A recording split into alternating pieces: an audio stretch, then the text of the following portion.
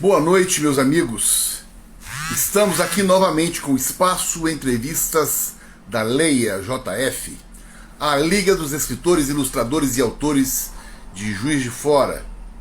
Esse espaço tem o objetivo de divulgar o escritor nacional, a literatura nacional, que é muito boa, muito vasta e muito importante.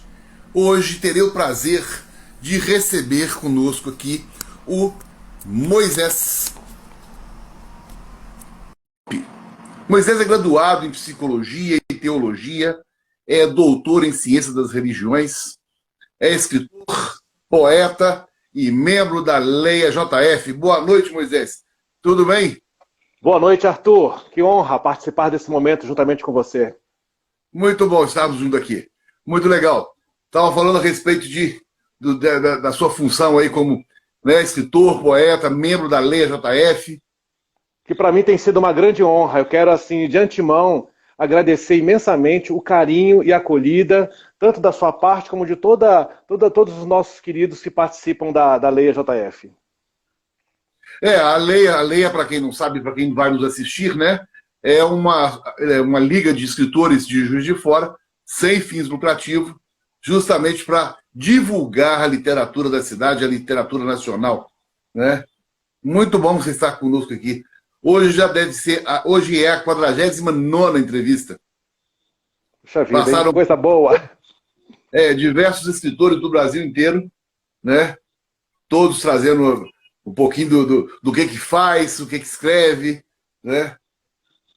Perfeito, meu caro. E assim, eu quero agradecer também, em segundo lugar, a você que tem sido assim um combatente nessa lide de espraiar todos os nossos queridos autores e autoras, escritores e escritoras, poetas que estão aí espalhados por esse Brasil afora. Você tem sido um combatente, é louvável a sua ação contínua através da Lei JF, viu? É, só... a inquietação é grande, né? Mas é ótimo. Ainda bem que nós temos você ali com o ferrolho atrás de nós, assim, vamos lá, gente!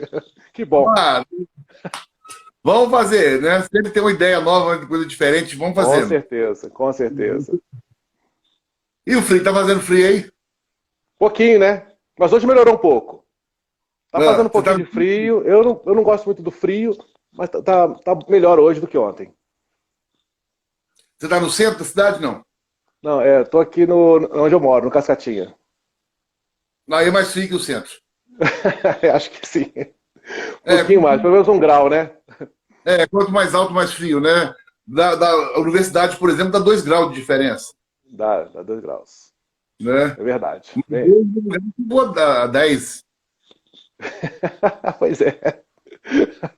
Dá uma diferença boa. Eu tô querendo Eu uma tava... terra quente, Arthur. Hã? Eu tô querendo uma terra quente pra mim. Não, eu quero mais frio ainda. Muito frio. Não, não conta mais não. Eu não dou Eu conta mais gosto não. Mas é isso muito. aí. Pois é, mas aqui eu acho que esse frio é passageiro, né? Nós não Sim, temos sim, mais sim. dia, não. Mas então, Moisés, nós temos aqui, né, várias pessoas que já vieram para te ver aqui, né? Denise está aí, tem um monte de gente que já está aqui, ávidos pelo nosso bate-papo, né? Que ótimo. Muito importante, né? É, Então vamos começar do começo, né? Vamos Conta lá. pra gente quem é o Moisés, porque Pois de é. repente tem muita gente que está nos vendo que não te conhece e vai te conhecer depois que assistir a live. O certo. Bom, eu sou carioca de nascimento, nasci em 1970, no Rio de Janeiro, mas eu sou o mineiro apaixonado por esse mar de Minas, como nos lembra sempre o Guimarães Rosa. De fato, assim, eu tenho uma paixão maravilhosa por essa terra. Aqui eu me instituí, aqui eu formei família, aqui eu desenvolvo diversas atividades. Então, assim, acaba que o Rio de Janeiro fica sendo um lugar de representação memorial, onde grande parte da minha família reside. E, Ah, doravante, eu tive a oportunidade de estudar aqui no Colégio Técnico Universitário, posteriormente fiz a minha graduação, primeira graduação em Teologia, depois Psicologia, doutorado, mestrado aqui na Federal, doutorado em São Paulo. E depois eu falei assim, bom, muito legal toda essa parte acadêmica, toda a perspectiva religiosa da qual vivi no passado, mas agora eu quero me dedicar a um outro campo, no caso o campo da psicologia, e também, obviamente, o campo da poesia, o campo das letras, que de fato se tornaram a minha grande paixão nesse momento. Não passa um dia, Arthur, imagina, que eu não escreva. Quando não a seu pedido, quando não a seu empurrão, por necessidade da minha parte mesmo. Realmente, assim, se tornou uma paixão. Eu sou apaixonado pela escrita em todo o tempo. Eu tenho aqui cadernos espalhados por toda a casa. Isso, para mim, assim, tem sido fantástico. Muito bom. Mas você já explicou, inclusive, por que você não gosta de frio. Pois é. Pois é. Né? Outro dia me perguntaram assim, você nasceu no Rio, é Rio Pomba? Não, foi Rio de Janeiro mesmo. No Rio de Janeiro, com 20 graus, o pessoal bota blusa de lã. Verdade, né? verdade. Eu já morei também em terras mais quentes, né? Saindo do Rio de Janeiro, eu fui para Macapá, morei um tempo em Macapá, um ano, na verdade foram 3 anos em Macapá, então também estou acostumado com esse calor tropical do norte do Brasil. Eu não dou conta mais não, viu? Eu não dou conta, não viesse mais não. Eu curto muito. Já estive na Amazônia por um tempo, depois eu já visitei algumas cidades do Nordeste, mas esse calor me faz mal hoje em dia. Eu gosto mesmo do frio. Né? Eu tive uma experiência fora do país, em 2013, e eu acho que eu fiquei um pouquinho vitimado por todo o frio que eu vivenciei lá, sabe? E aí acabou que, quando eu voltei, eu falei assim, eu abracei essa terra calorenta aqui com tanto gosto, acho que foi um pouco assim de desencanto com o frio, acho que eu vivi tanto frio lá que eu me desencantei. Você foi para onde? Fui para a França. Eu tive a oportunidade, na época do doutorado, de fazer uma pesquisa com base na filosofia de Paul Ricoeur, na França. Fiquei lá 6 meses. Que legal, que legal. Foi muito especial, uma experiência muito rica. Oi? Em 2013, exatamente, 2013. eu fui para Londres. É mesmo? Eu fui estudar em Londres, mas eu fiquei só 42 dias em Londres. Não só, já é bastante dia. Você foi no início do ano, no inverno rigoroso? Em janeiro. Quase que a gente esbarrou lá, porque em janeiro eu estive em Londres. Eu fui numa feira de educação lá, em Londres, e possivelmente a gente poderia ter se esbarrado por lá. Com certeza. Tá, certo. Mas aí você vem fazendo essa formação sua de psicologia, de teologia. Sim.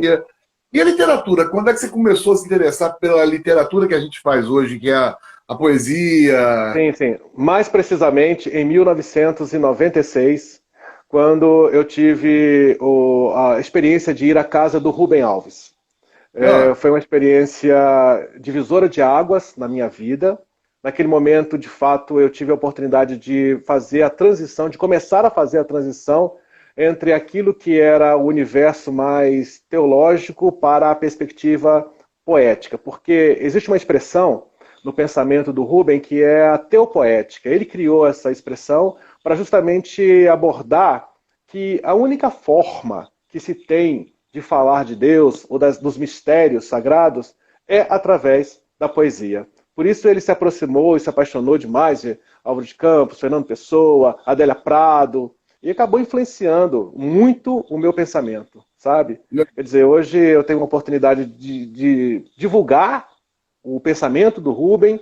Eu tive a oportunidade, em 2017, de lançar essa obra, né, A Casa Eterna, Conversas com Rubem Alves, que foi justamente o resultado da minha entrevista com ele, e depois de todas as dialogações que ocorreram nos 20 anos seguintes, né? Que legal. Então foi aí que começou, de fato, a minha paixão por essa perspectiva mais literária, mais poética, e que realmente moveu a minha vida para a escrita. Né? E óbvio, né, em 2015, Arthur, eu comecei um projeto chamado Faça o Amor Acontecer. Eu tinha uma ideia bem interessante a respeito de falar sobre o amor, e talvez de uma perspectiva muito romantizada. E aí eu fui pesquisar, eu fui aprofundar toda essa discussão sobre o amor, e eu falei assim, cara, eu não sei absolutamente nada sobre amor, me perdi. Me perdi, porque eu fui ler as poesias, eu fui ouvir as canções da nossa grande e maravilhosa MPB, e aí, no final das contas, eu me deparei com os fragmentos, sabe? Fragmentos de amor, né? E eu publiquei no ano passado essa outra obra aqui, que é o Fragmentos de Qualquer Amor, que é um livro de poemas e poesias, né? E aí eu convidei a Thaís Moreira Silva, para poder fazer a edição bilíngue. Então esse é um livro que saiu com muito do meu pensamento, muito daquilo que estava realmente assim gritando dentro de mim. Como a poesia faz, né? A poesia de repente grita dentro da gente, a gente tem que colocar para fora, porque senão a gente se mata. E foi isso que aconteceu. Não entendi, desculpa. Desculpa, eu não entendi. O livro é português e inglês? Ele é português e inglês. As poesias que eu escrevi em português, depois a Thaís traduziu e se tornou coautora, obviamente. Né? Muito bom, muito legal. Foi muito legal, um trabalho muito 10. Agora, se você me perguntar assim, e qual foi o livro que fez a transição de fato? Esse livrinho aqui, que tem um título muito curioso, Deu ruim, mas vai melhorar. Pois é, eu entendo a respeito desse livro, inclusive, porque o título é ótimo, né? O que deu ruim? O que deu ruim? Porque você imagina uma coisa, né? Durante 26 anos da minha trajetória, eu investi pesado em uma dinâmica de trabalho ligado à perspectiva mais religiosa. E ao final das contas, eu tive um desencantamento completo, sabe? Tive um desencantamento completo nessa perspectiva. E aí eu tive que refazer a minha rota de vida.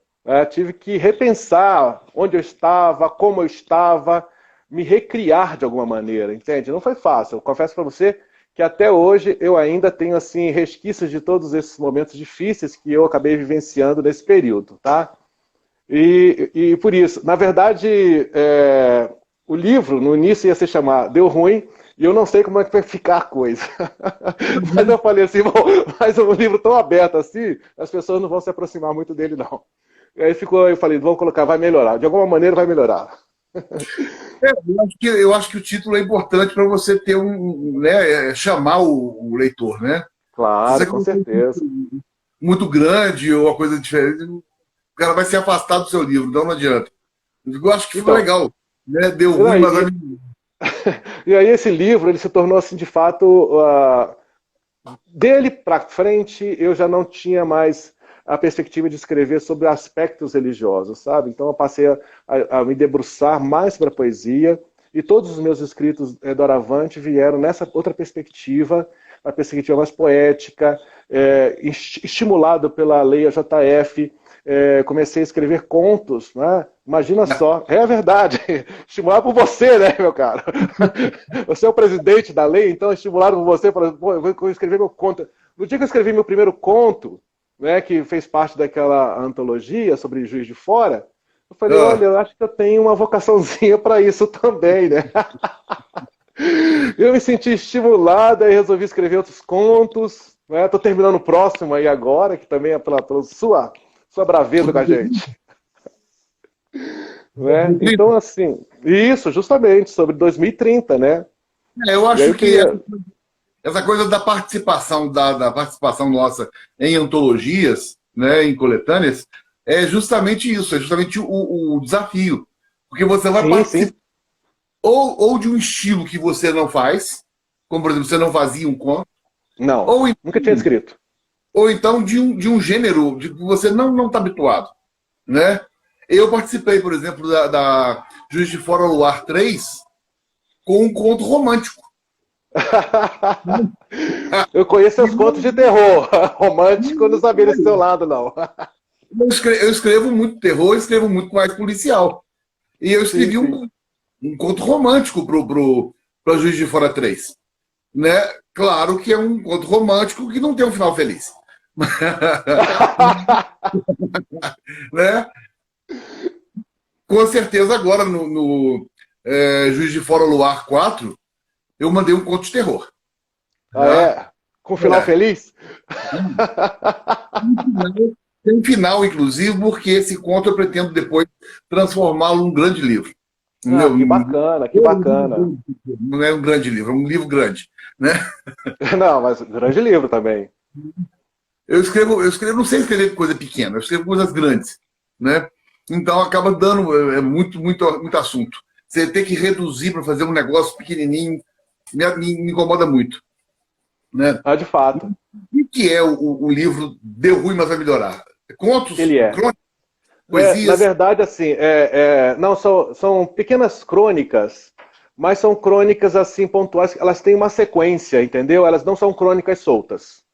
Então Certo, elas vão revelando paulatinamente os meus momentos de vida, os meus estágios de angústia, os meus desesperos, as minhas ansiedades, as minhas saudades. Mas assim, vai num estágio de completude, um vai completando o outro, sabe? Ponto a ponto, momento a momento. E aí, interessante, porque eu cheguei, fiz o epílogo, né, das minhas crônicas nesse livro, e aí no final a editora me telefonou e falou: olha, na nossa construção aqui ficaram faltando algumas páginas, escreve mais alguma coisa. E eu resolvi escrever o epitáfio. Depois da conclusão, eu escrevi o epitáfio. Então, assim, na verdade, tem uma sequência, sabe, que vai valorizando justamente aquilo que é fundamental na vida de todos nós. E é uma grande celebração da amizade, sabe, Arthur? No final das contas, o que eu celebro são os amigos, tá? Porque nessa questão, o que vai melhorar de fato, né?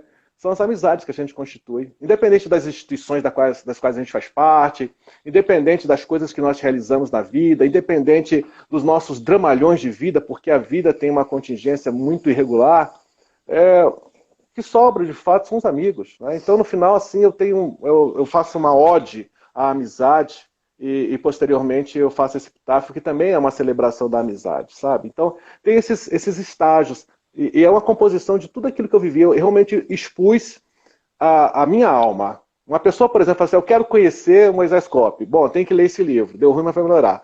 Me conhece assim, naturalmente, fala assim: bom, esse é o cara. Que legal, que legal.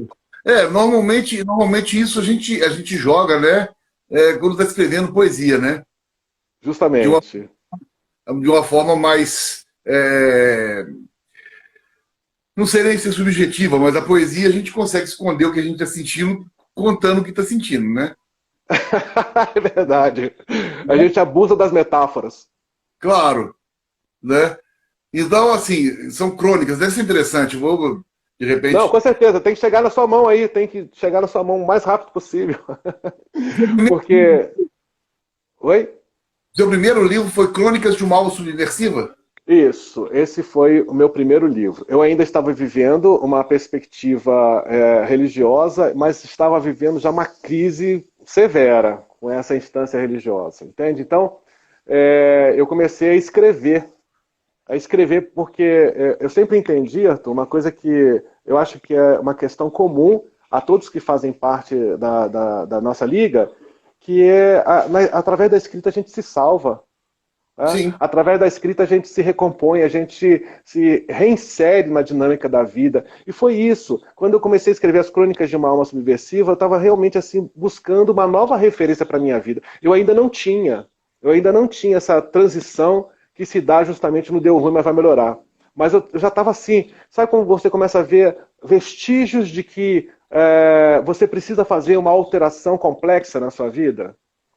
Sim. Então foi isso. Aí eu fui narrando, são crônicas de fato, e aí elas são mais soltas, elas já não têm uma sequência, mas elas demonstram de fato alguém que está em sofrimento com aquilo que abraçou desde os 16 anos. Entende? Eu já estava em sofrimento. Eu estava com 40 anos, quando estava escrevendo essas 42 anos, hoje eu estou com 50, eu estava escrevendo as crônicas de uma alma subversiva. Entendi. Mas já em agonia, né? Já em agonia. Mas tem uns textos muito legais, assim, porque também eu não queria ficar somente nessas crises do aspecto religioso, mas eu faço algumas críticas políticas também, faço algumas críticas ao feminicídio, né?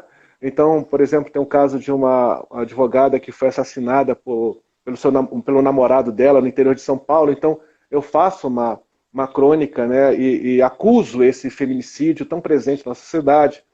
Tem uma coisa muito interessante, né, um título que a Ivete Sangalo recebeu na Câmara dos Deputados, então eu faço uma crítica. Por que isso? Né? Por que tem que usar pessoas que nem têm a ver com o Estado, no caso do Estado de Minas Gerais, Aham. e ela recebe um título de cidadão honorária. Poxa, mas qual que é a relevância disso? Eu sempre, acho que se um dia eu fosse convidado assim, vamos te dar um título de cidadão honorário em Juiz de Fora. Bom, a primeira coisa que eu vou perguntar é qual que é a minha contribuição? Porque eu acho que assim, esse é um título sério, né, Arthur? Ele não pode ser Claro. utilizado em termos politiqueiros, né? Na verdade, é É. uma coisa assim que tem que ser dada para quem realmente tem expressividade na cidade, quem provoca ações sociais no contexto da nossa cidade. Então eu faço Claro. essas críticas também e outras, né, ligadas aí a esse ambiente mais político, né? Porque além disso, na época eu também era professor na área de ciência política e então assim eu estava em uma dialogação muito forte com essas perspectivas. Entendi. Ou seja, como disse o Zé Geraldo Heleno aqui, né? A escrita salva, né? Salva, Foi uma salva, forma, salva. E me salvou. foi uma forma de você jogar para fora o que estava incomodando, né? E E de fato, a observação disso te levou a uma evolução, sim, talvez. perfeito. Olha, isso é uma coisa que você está falando aí que é fantástica, viu? Fantástica. É interessante como é que a gente vai subindo novos degraus à medida que a gente tem oportunidade de escrever. Sim. É interessante. Imagina você que quando eu tinha 24 anos, o primeiro trabalho acadêmico que eu coloquei na mão de um professor, ele falou assim: olha, eu vou te fazer uma crítica, entenda como você quiser, mas você não escreve bem. Olha, eu falei coisa pra você assim, eu ouvi aquela palavra dele e falei assim, olha, pode ficar tranquilo que você vai me ver ainda, vai me ver ainda escrevendo. E de fato, ao invés daquilo ele me servir como uma adaga, um punhal no peito e Ah, me amortecer, me amortizar, não, aquilo me serviu como um impulso, sabe? E aí, de fato, eu fui cair mais veementemente na escrita, eu fui me preparar mais e mais. E hoje, assim, eu tenho muitos projetos, Arthur, muitos problemas. Mas, assim, você sabe que a vida da gente não é uma vida fácil, né? A gente tem que sobreviver. O meu sonho, se você perguntasse qual é o seu sonho, meu sonho é viver da escrita. Ainda não é possível isso, sabe? Mas o meu sonho é isso. Acho que é o sonho de todos nós quando eu falo da leia, né? com certeza, eu acredito que sim, viu? Eu acho que essa coisa de você. Não sei, é o sonho de criança meu, por exemplo, aquela coisa de ter sempre uma editora perseguindo você. Eu quero seu livro, eu quero seu livro, né? É, eu assisti um filme quando eu era adolescente com o Jean-Paul Belmondo. Ele era um escritor famoso, tá? E Sim, sim, louco. sim. Ficava o dia inteiro na máquina de escrever, bebendo pra caramba, fumando igual um maluco, entendeu? E a editora atrás dele. Eu quero o livro, eu quero o livro. Ele não conseguia acabar o livro, sabe? Falei, gente, isso é o sonho de todos nós, é ter uma É editora, lógico. né? E você conseguir viver disso, Não né? é? É um sonho. Então, assim, é claro que eu tenho vontade. Tenho muitos projetos, muitas coisas muito legais, sabe? E assim, mas assim, a gente não pode fazer tudo. Tenho um romance que está assim, em stand-by. Né? Já comecei a construí-lo, e é um romance muito bonito, porque eu crio uma narrativa histórico-fictícia envolvendo uma personagem muito importante na minha historiografia, que foi meu avô. Entende? Então meu avô ele comprou uma canoa em sociedade. Meu avô era muito pobre, né, lá do interior de Vitória, mas ele morava ali num bairro chamado Porto Santana e próximo ao Maré, ali no intervalo da ilha. E aí ele sempre pescava ali na Baía de Vitória. Então ele comprou uma canoa, e o nome da canoa era Francana. E Não, eu comecei a escrever o romance chamado Francana. Porque eu me indaguei por que meu avô deu justamente o nome de Francana àquela canoa, sendo que ele era do Espírito Santo. Né? Então eu crio toda uma narrativa histórica ficcional para envolver isso. Né? Então tem toda a história que começa com meu avô, que era imigrante italiano, e tem toda uma história muito, muito interessante, por sinal. É um romance bem construído, mas eu ainda não consegui terminá-lo, sabe? Sabe quando você precisa daquele lugarzinho bem paradisíaco para você trabalhar, ficar de boa ali, entendeu? Beber um bom vinho, com certeza. não Eu é? acho que tem que parar para poder se integrar e integrar-se à sua história, né? Tem que se Sim, integrar claro. nela. Claro, com certeza. E curiosamente, assim, meu avô ele era ferreiro, né? Então ele trabalhou em algumas coisas assim que hoje são emblemáticas. Por exemplo, ele trabalhou na construção. Você conhece a cidade de Vitória, Arthur? Sim, As 5 pontes que tem ali, aquelas sim. então, ele trabalhou na construção daquelas 5 pontes, trabalhou na construção de uma ponte de uma cidade um pouco mais afastada, ao norte, Nova Almeida, tinha uma ponte de madeira lá, ele trabalhou naquela. E foi lá que ele conheceu minha avó, que era índio tupiniquim.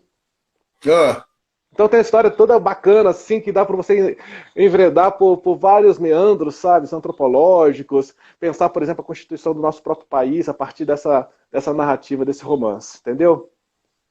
Porque e tem outra questão que quando eu terminei o doutorado, eu construí uma tese sobre o que Darcy Ribeiro pensava a respeito do religioso. ah. Sendo que Darcy Ribeiro era ateu, né? Sim. Pois é. E aí eu fui pegar e fui pincelar todas as 32 obras publicadas do Darcy Ribeiro para poder fazer uma construção. O que Darcy Ribeiro pensava a respeito do religioso no brasileiro? E foi muito interessante. E foi justamente esse trabalho que me levou à França para entender, para estudar um conceito que é o conceito de bricolagem, Sim. né? Que Que é um legal. conceito muito... Tô falando muito, eu falo muito, viu, Arthur? Não vou falar disso. O espaço é todo seu. Eu Entendeu? sei. Mas de O repente bom você tem algumas perguntas aí mais específicas. Eu não sei se o pessoal quer interagir alguma coisa aí. vou perguntando alguma coisa aqui, mas o espaço é todo seu para você falar o que você quiser. Não, perfeito. Desse romance. Uma pergunta que eu faço para todos que eu entrevisto aqui. Você tem um método de escrita? Você falou que tem escrito todo dia. Sim. Não Não tem, tenho, Arthur. assim, um Não horário do tenho. dia? Não tenho. Eu tenho hora que baixa o santo, meu amigo. E aí eu tenho que sentar, tenho que pegar o caderno, tenho que escrever. Né? Amanhã, por exemplo, eu vou dar uma aula para um colégio lá em Cataguases. E interessante, né? Porque aí eles pediram assim, olha, é uma aula para adolescentes ligados aí ao ensino médio. A gente quer que você fale sobre ciências humanas, mas a gente não quer uma coisa assim muito técnica, né? Porque o pessoal precisa entender e tal. Dá uma sugestão de título. Aí eu fiz a sugestão de título. O mundo dentro de uma Kombi. Um olhar da ciência. E aí, bom, legal, dei o título, e agora? Tem que escrever, né? O que eu pensei a respeito disso e tal? Aí, ontem mesmo, eu peguei o caderno aqui e comecei a escrever toda uma narrativa bacana sobre isso, sabe? Sobre qual o significado, né, dessa Kombi, por que essa Kombi está entrando nessa minha aula, por que ela se torna importante para eu falar com os adolescentes, né? Então, criando memórias afetivas, criando perspectivas de que todo mundo conhece, para poder entender os fenômenos da humanidade a partir disso, entendeu? Fazer uma metáfora entre a Kombi e o nosso planeta. Porque a ideia Claro. é a seguinte, né? O nosso planeta, na verdade, é um veículo. É o único veículo que nós temos para transitar nesse universo, não é É. verdade? Então a gente tem que cuidar um do outro aí dentro desse veículo, porque senão... E aí vem o papel das ciências humanas, né? Ajudar a gente a compreender todas essas nossas interações sociais. Aí eu fui escrever, eu não consigo falar, né? Não consigo falar soltamente se eu não escrever alguma coisa antes. Ah, é? Outro dia interessante, você falou que o mundo é o veículo, né? Outro dia eu vi uma frase interessante dizendo o seguinte, que você não tem como julgar fora, porque não existe lá de fora do mundo. Justamente, não tem, não tem. Essa é a grande Então, discussão. O pessoal fala assim, a água vai acabar do planeta. Não, a água não vai acabar do planeta. O problema é quem vai segurar essa água em algum lugar. Porque não tem para onde escoar.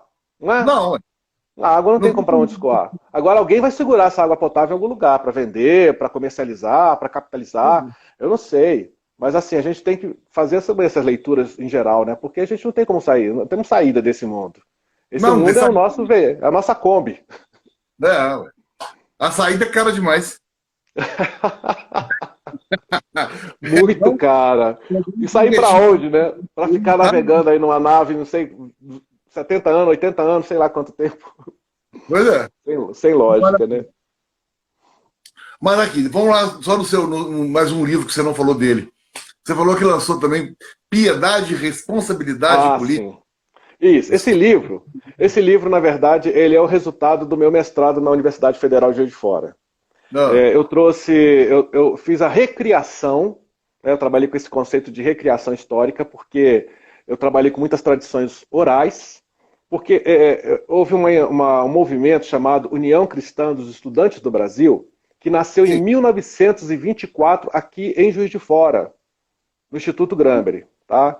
Só que esse movimento, ele passou por estágios de crescimento. Ele passou por ele iniciou-se como um movimento piedoso, posteriormente ele se envolveu num compromisso de responsabilidade social, justamente o movimento decorrente do pós-Segunda Guerra, tá?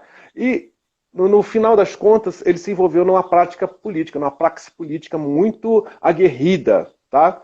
Então, esse movimento ele foi completamente alijado de toda a historiografia das igrejas protestantes no Brasil, certo? Sim. Então, eu fui fazer a recriação da trajetória desse movimento, dessa União Cristã dos Estudantes do Brasil, todos os meandros, as suas ligações internacionais, por que ela se tornou uma agremiação tão importante para os cenários religiosos e também universitários, e depois ela foi completamente alijada. Então, esse livro, na verdade, é o resultado da minha pesquisa de mestrado. Quem foi meu orientador foi o Zwinglio Mota Dias, e, de fato, assim, foi um trabalho muito primoroso. Eu até falo aqui, sem nenhum tipo de demérito a nenhum dos trabalhos, que eu tive muito gozo, muita alegria em efetuar o meu mestrado, mais ainda do que o doutorado. Entende? Por causa justamente dessa pesquisa, que eu fui entrevistar gente em Santa Catarina, Salvador. Então, assim, eu trouxe muitas narrativas para a reconstrução, para a recriação dessa história fantástica da União Cristã dos Estudantes do Brasil. E uma organização que nasceu aqui em Juiz de Fora e depois se espraiou por todo o país e depois foi completamente dizimada porque ninguém queria vestígio dessa organização. Ela é mais antiga, inclusive, que a UNE. A UNE nasceu em 1929. Sim. Que interessante isso, foi legal. Então esse foi um outro livro que me deu muita alegria, tem fotos históricas, né, tal. É bem interessante. Bem interessante. Pois é, mas aí você não tem um método de escrita. Eu já tenho um método de escrita. Eu já fui até criticado por não ter um método de escrita. É mesmo? Eu escrevo a hora que estava com vontade. Tá? Já escrevi assim, de acordar de madrugada, pegar o celular para escrever, tá? Escrever na fila do banco, entendeu? Dos momentos mais inéditos, eu estou lá escrevendo alguma coisa. E passo assim, algum tempo sem escrever, que eu não me importo com isso. Sim. Né? Não, e é isso mesmo, tem hora que você fica naquele ostracismo, você não consegue de forma nenhuma, né? Eu acho que a escrita tem essa coisa, esse movimento das ondas e vagas. De repente vem 3 ondas, daquelas bem fortes, daqui a pouco o mar acalma e você fala assim, bom, eu preciso escrever, mas não está vindo, então vamos respeitar esse movimento. Daqui a pouco vem. E de repente vem com tudo, né? E daqui a pouco você está saindo já com um livro, já, porque as ideias fluíram de uma forma muito, muito solta, né? Quer dizer, eu estou vivendo algumas experiências na clínica psicológica, e aí eu estou escrevendo agora, comecei a escrever um livro, né, que é, de certa forma, um livro que vai talvez estabelecer uma real visão desse mundo. Sabe, porque tem uma coisa que me preocupa, Arthur, principalmente no que se refere ao gênero literário, que é a literatura de autoajuda, sabe? Aqui é uma questão minha, pessoal, né? Respeito quem gosta e respeito quem escreve. Mas eu, particularmente, não me alimento muito disso, sabe? Então, mas assim, então, acho que a gente tem que ter, e a gente está num momento crucial, em que a gente precisa escrever realmente coisas que tragam a real perspectiva da vida, sem perder a beleza, sem perder o brilho do que a vida é. Mas a vida, ela tem contingências, a gente não pode fugir delas, né? Então eu comecei a escrever um texto chamado Nem Tudo Vai Ficar Bem. Nem tudo vai ficar bem. Tem coisas que vão ficar bem? Tem, mas nem tudo vai. Então assim, eu nem sei como é que eu vou fazer isso, mas assim, no momento o título é esse, Nem Tudo Vai Ficar Bem. Porque a gente está vivendo... Nem tudo vai melhorar, né? É isso aí, nem tudo vai melhorar. Então nem tudo vai ficar bem, mas está ótimo, é isso aí. Vamos encontrar alguma coisa nesse caminho? Vamos. Né? Tem uma parábola que o Rubem gostava muito de contar, a parábola hindu, e que o Tolstói também. Tolstói ele tem uma narrativa um pouco mais elaborada do que a do Rubem, né? Que é a seguinte: um aventureiro, ele está fugindo de uma fera na floresta e de repente ele cai no abismo. E ao cair no abismo, ele fica dempedurado num galho de árvore. E ali naquela situação, ele sabe muito bem que ele não pode voltar, porque se ele voltar, a fera vai dominá-lo, mas ao mesmo tempo ele não pode se jogar porque vai cair no abismo sem fundo, né? Na narrativa do Tolstói tem uma fera, né? Um dragão esperando o viajante, né? O peregrino para abocanhá-lo. E aí fala que naquele exato momento em que ele está apoiado naquele galho de árvore, ele não tem muito recurso, não pode fazer muita coisa, e ele encontra, na narrativa do Rubem, encontra um morango, um pequeno moranguinho, e saboreia aquele morango, sabe? Com toda alegria, com todo prazer, é o que ele tem naquele momento. Na narrativa do Tolstói, é uma gota de mel, em que o peregrino ele estica a língua para saborear aquela gota de mel. Tá? Então, independente das duas, é uma narrativa hindu que mostra claramente isso, né?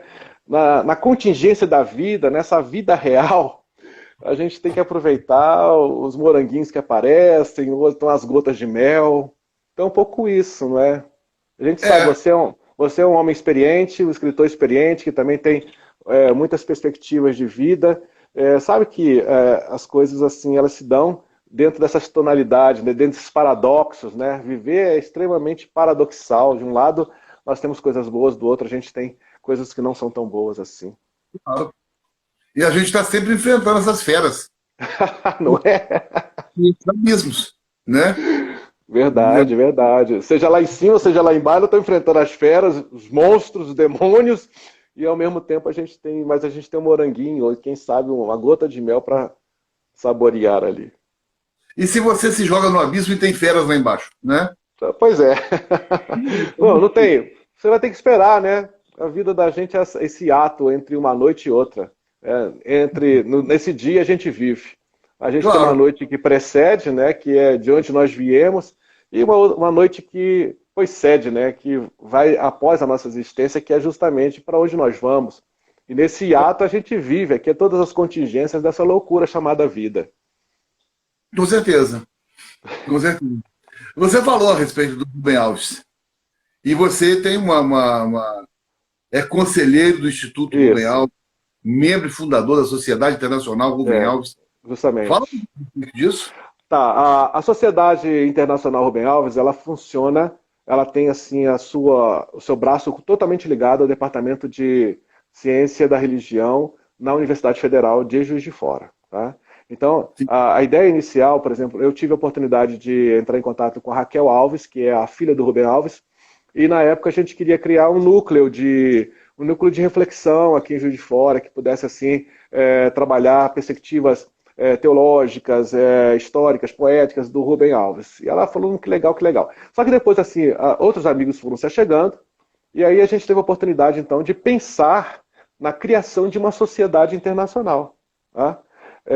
Que pudesse... Você imagina assim, isso cresceu tanto, Arthur, que na verdade nós temos hoje um braço nos Estados Unidos, um braço na América Central, e também nós temos um braço na Europa, né? Então são pessoas que estão ligadas diretamente à fundação da Sociedade Internacional Rubem Alves e que estão assim dialogando, trazendo uma referência. Agora, um parênteses, a Sociedade Internacional Rubem Alves, ela trata mais especificamente da temática da teopoética, tá? Da teologia e da poesia presente no pensamento do Rubem Alves. Já o Instituto, ele trabalha mais com as questões pedagógicas, educacionais, os projetos que estão ocorrendo nas escolas, nas cidades, nas prefeituras, em hospitais, tá? Se ocupa muito mais da literatura infantil.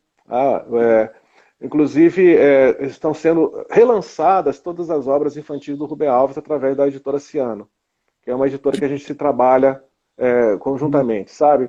Então, todas essas coisas estão acontecendo aí.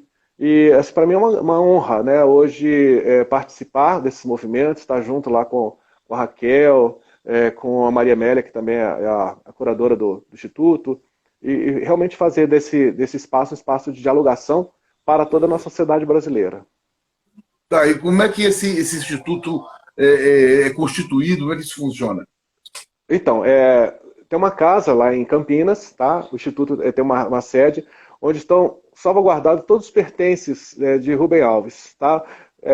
Então, o cachimbo que ele usava, o óculos, alguns livros, todos os livros em todas as línguas, assim, e o contato que se faz mediante projetos, né? Então, por exemplo, vamos supor que em determinado momento a Leia JF queira montar um projeto com o Instituto para fazer uma divulgação, fazer uma ampliação da reflexão de Rubem Alves aqui, principalmente no campo poético, vou dizer assim. Então, a gente faz o contato, a gente faz toda a parceria, monta tudo isso e estabelece toda essa perspectiva, entendeu? Então, ela funciona mesmo como uma parceira em projetos, até mesmo na editoração de trabalhos e assim por diante.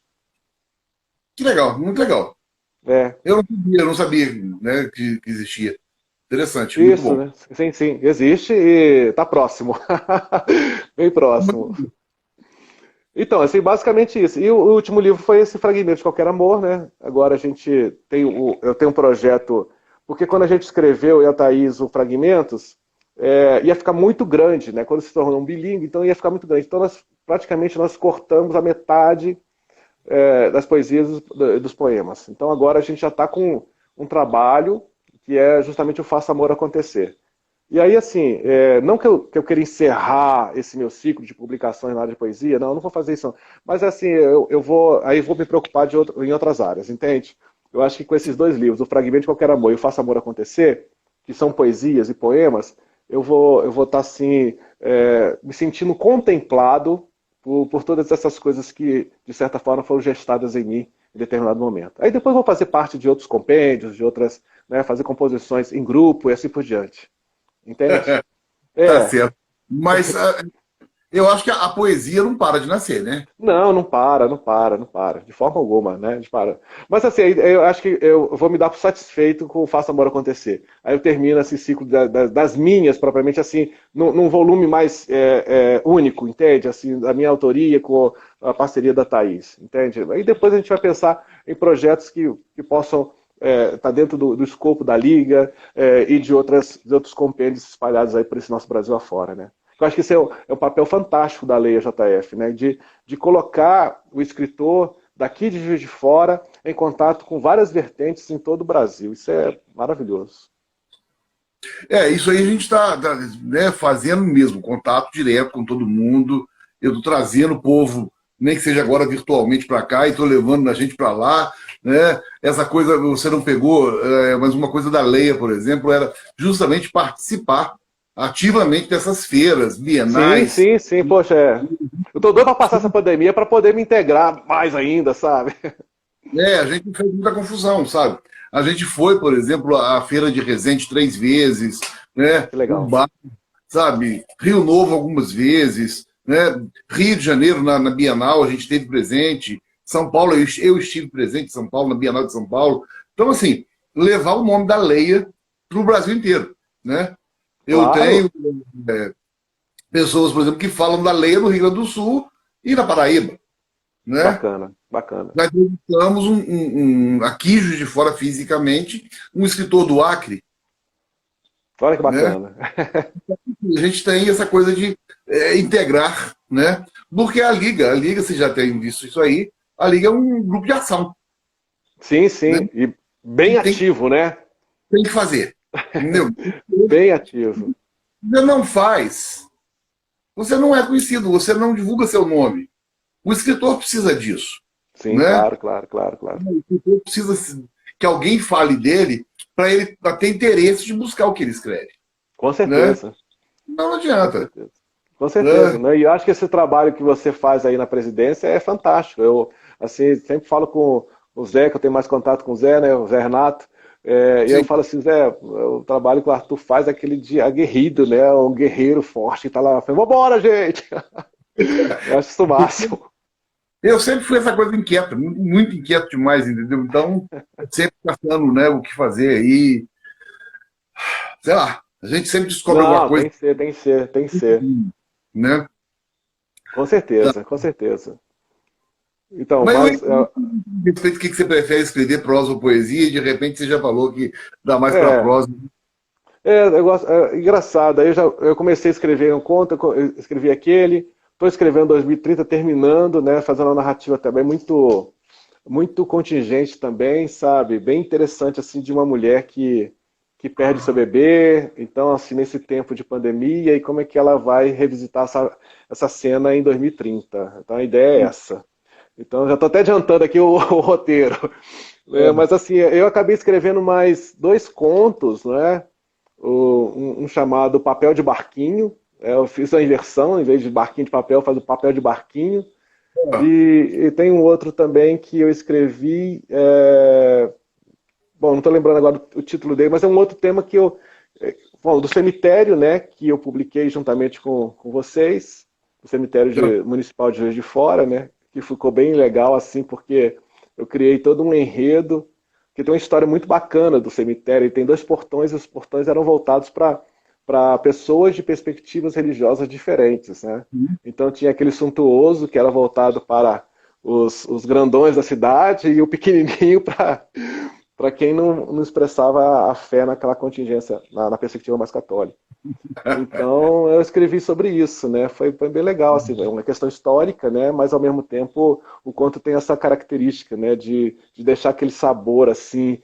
Mas isso, onde está, né? A verdade, onde que está o senso disso tudo, né? E deixar incomodado, né? Eu acho que a natureza do conto é deixar o leitor incomodado com aquela cena e fala, bem, e agora?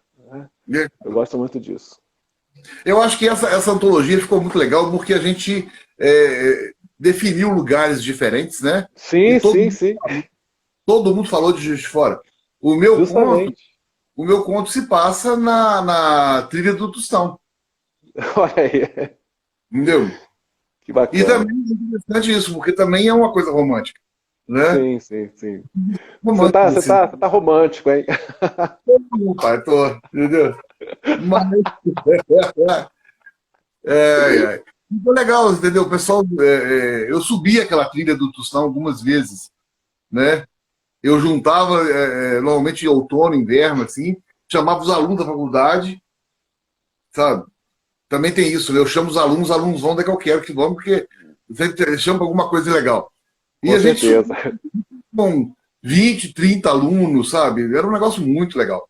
E aí eu resolvi fazer o conto da trilha, né? E Eu, eu, Eu ambiento muitas minhas histórias em Juiz de Fora.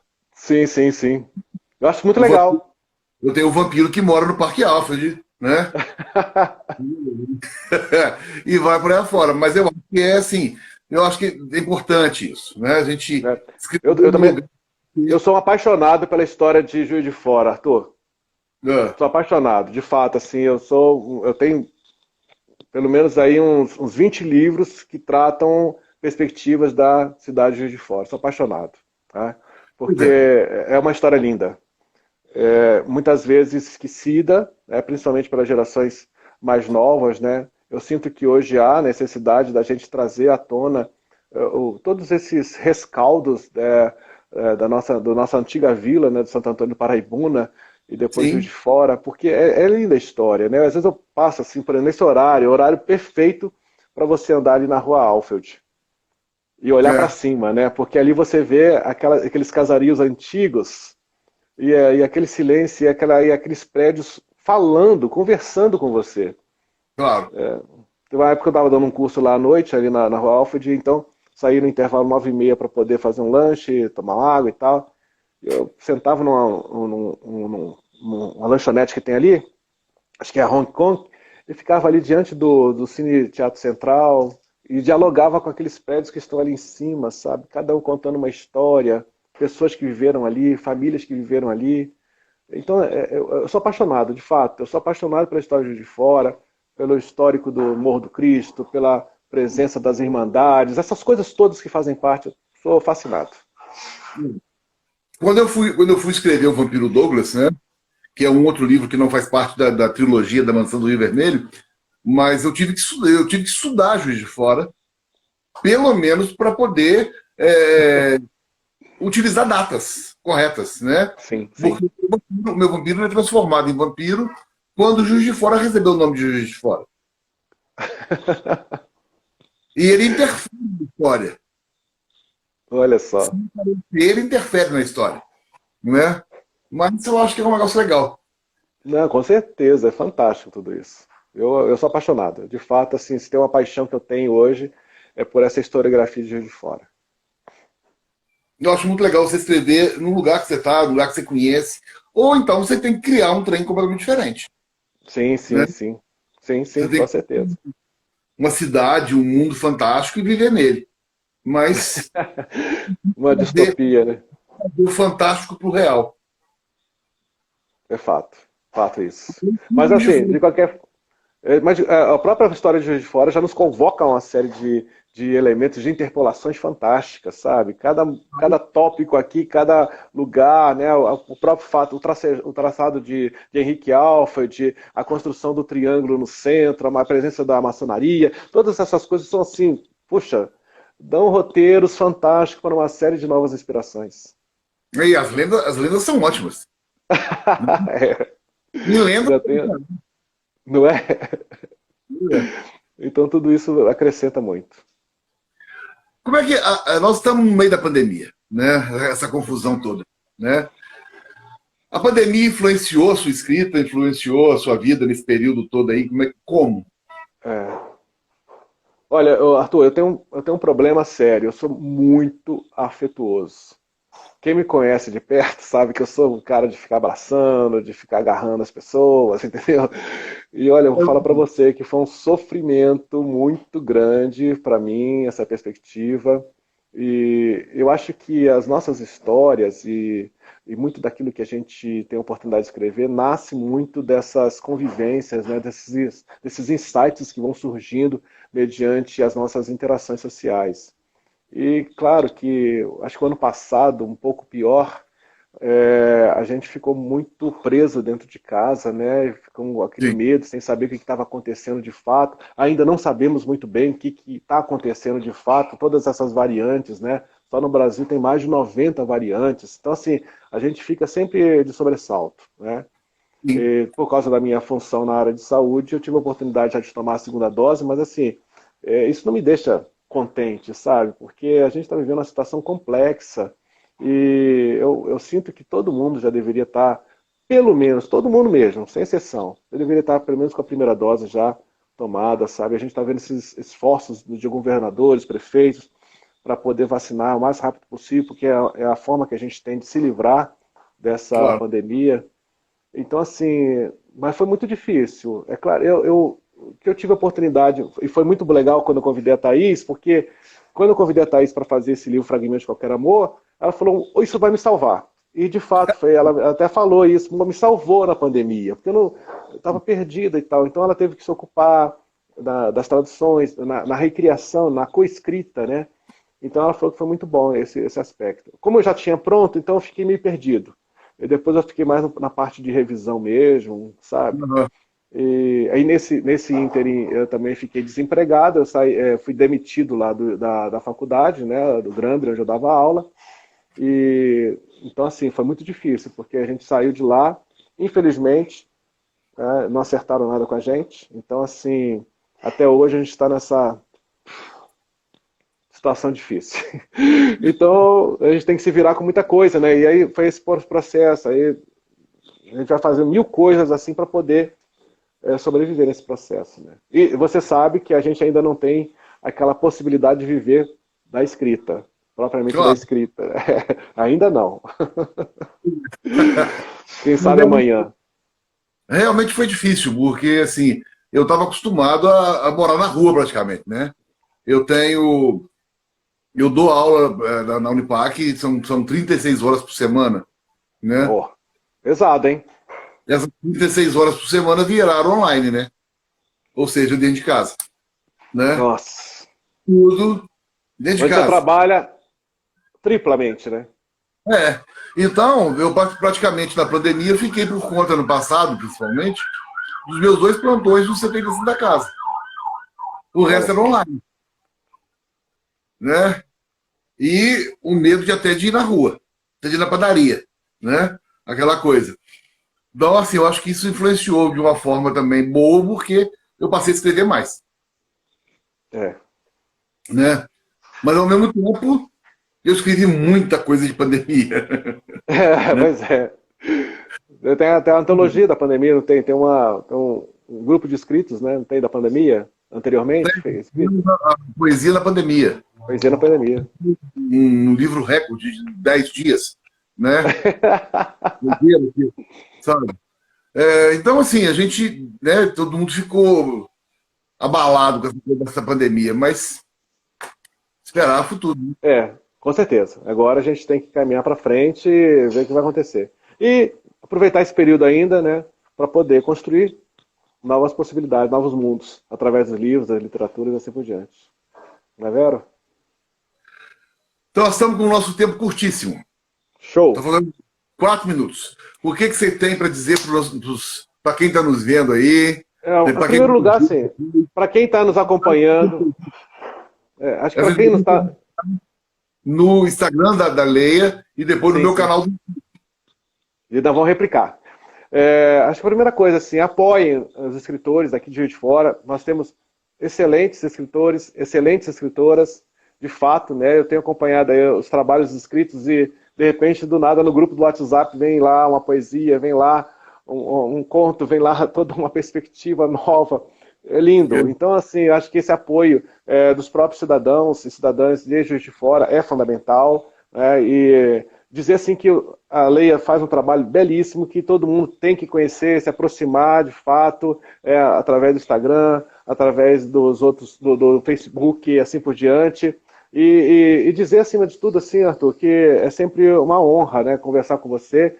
A gente ainda não se tocou, a gente ainda não se abraçou, né? A gente ainda não teve essa oportunidade, mas o nosso conhecimento ainda se dá por essa energia estática, mas assim, para mim é uma grande honra conhecer uma figura como a sua, que de certa forma nos estimula continuamente a continuar a produção dos nossos escritos, né? Eu posso te dizer assim que muito daquilo que eu fiz esse ano decorreu justamente do seu esforço hercúleo para que a gente pudesse assim, se animar. Muito obrigado por isso. Muito obrigado. Eu sou assim mesmo, inquieto. Mas tá bom. Muito obrigado. Nós estamos no nosso tempo, infelizmente. Foi muito bom conversar com você. Muito bom. Conhecer você também, porque eu falei, a gente não se conhece realmente. Presencialmente. Não vemos como conversava presencialmente, é só mesmo através das lives, das reuniões e tudo mais, porque, né, tá difícil isso, mas vai voltar ao normal, com certeza. Né? Com certeza. Né? Então eu quero agradecer a sua presença, agradecer a sua agradeço, meu caro. Eu que agradeço. Quero agradecer a todo mundo que está aqui assistindo a gente, dizer para todo mundo que essa live vai ficar gravada no Instagram da Leia e no meu canal do YouTube, né? Agradecer a todos os elogios que o Zé Geraldo Heleno fez a nós dois. Né? Essa é uma figuraça, né? Fantástica também. Então, gente, mais uma vez, né, agradecer a todos vocês. Domingo que vem, agora, domingo, dia 27, no espaço Poesia Brasileira, eu vou falar da poesia de Paulo Mendes Campos. Paulo Mendes Campos. Né? E até semana que vem com uma nova entrevista da Leia.